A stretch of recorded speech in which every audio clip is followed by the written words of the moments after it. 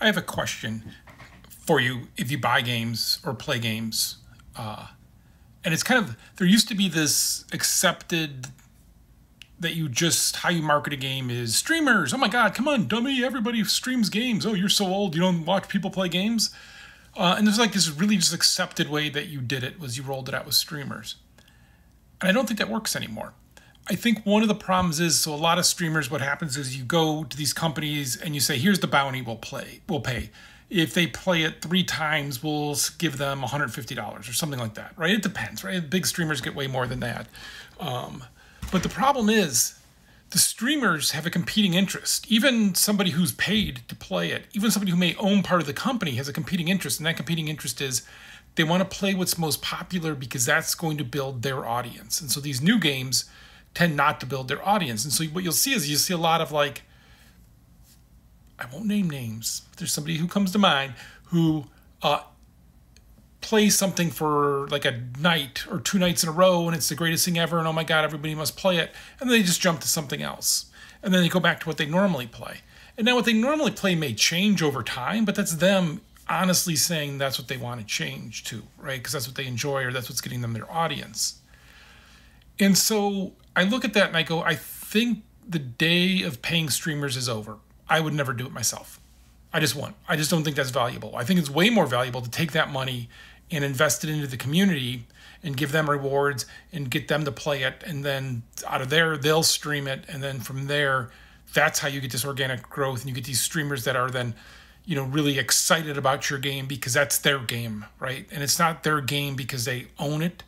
It's not their game because they're being paid. It's their game because that's how they feel about it. And I get that. Like there's games that want me to break down some Battlefield 5 strategies to you someday? Like, God, my God, really good game last night.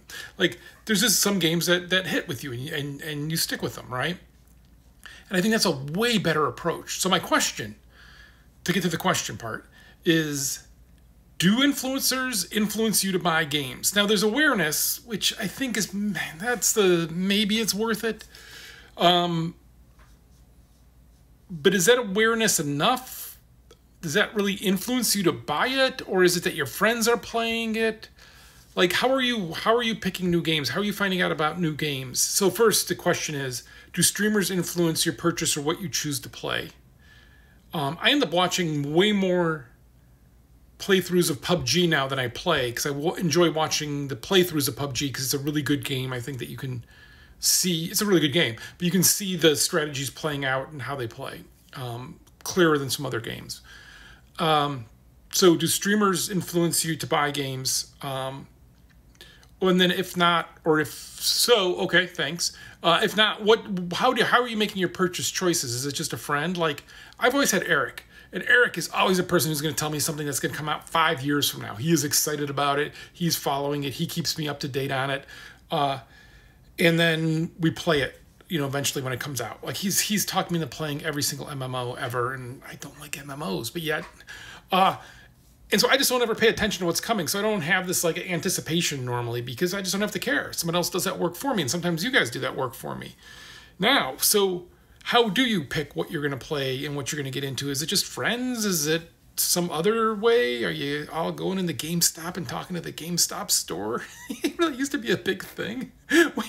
We influenced for Left 4 Dead. We worked so hard. They had their drive for five to drive or something, and we got Left 4 Dead in there instead of Fallout for a whole bunch of games.